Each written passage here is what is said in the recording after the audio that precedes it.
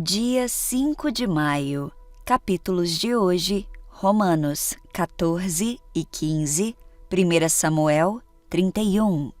Romanos 14. Aceitem o que é fraco na fé, sem discutir assuntos controvertidos.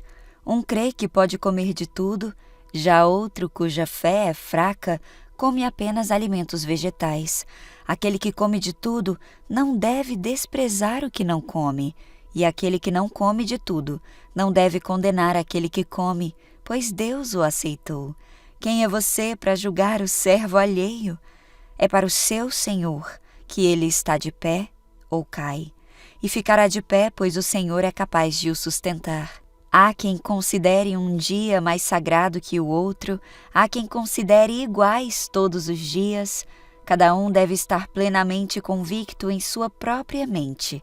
Aquele que considera um dia como especial para o Senhor, assim o faz. Aquele que come carne, come para o Senhor, pois dá graças a Deus.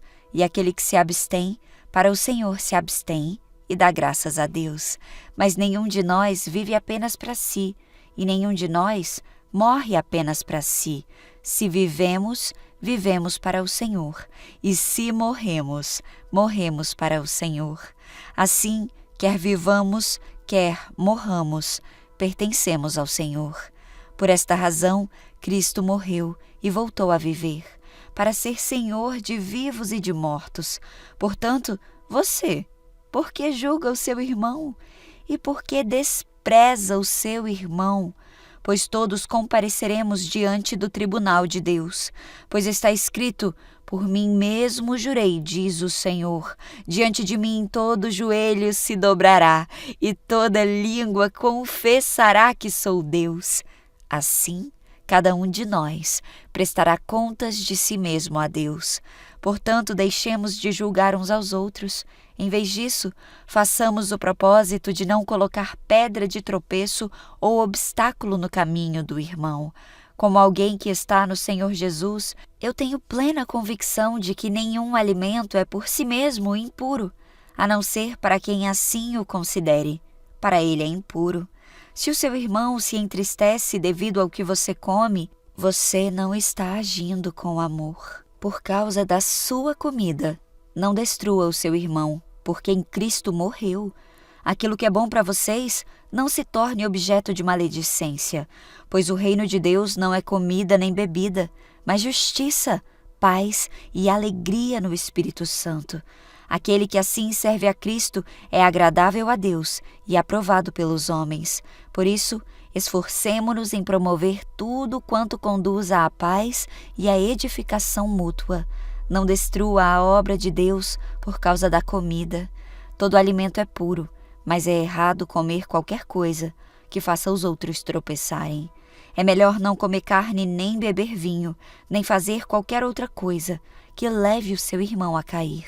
Assim, seja qual for o seu modo de crer a respeito destas coisas, que isso permaneça entre você e Deus.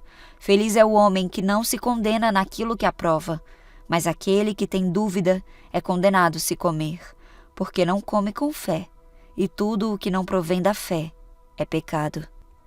Romanos 15. Nós, que somos fortes, devemos suportar as fraquezas dos fracos e não agradar a nós mesmos. Cada um de nós deve agradar ao seu próximo para o bem dele, a fim de edificá-lo. Pois também Cristo não agradou a si próprio, mas como está escrito, os insultos daqueles que te insultam caíram sobre mim. Pois tudo que foi escrito no passado foi escrito para nos ensinar, de forma que por meio da perseverança e do bom ânimo procedentes das Escrituras, mantenhamos a nossa esperança.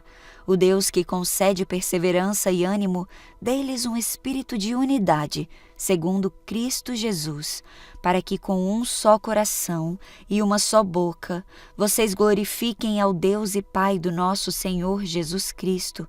Portanto, aceitem-se uns aos outros, da mesma forma como Cristo os aceitou, a fim de que vocês glorifiquem a Deus.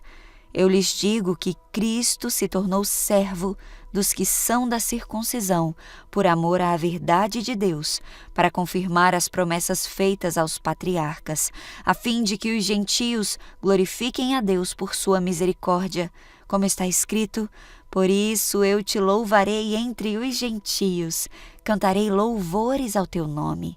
E também diz: cantem de alegria, ó gentios, com o povo dele. E mais: louvem o Senhor todos vocês, gentios, cantem louvores a ele, todos os povos. E Isaías também diz: brotará a raiz de Jessé, aquele que se levantará para reinar sobre os gentios. Estes colocarão nele a sua esperança. Que o Deus da esperança os encha de toda a alegria e paz por sua confiança nele, para que vocês transbordem de esperança pelo poder do Espírito Santo. Meus irmãos, eu mesmo estou convencido de que vocês estão cheios de bondade e plenamente instruídos, sendo capazes de aconselhar-se uns aos outros.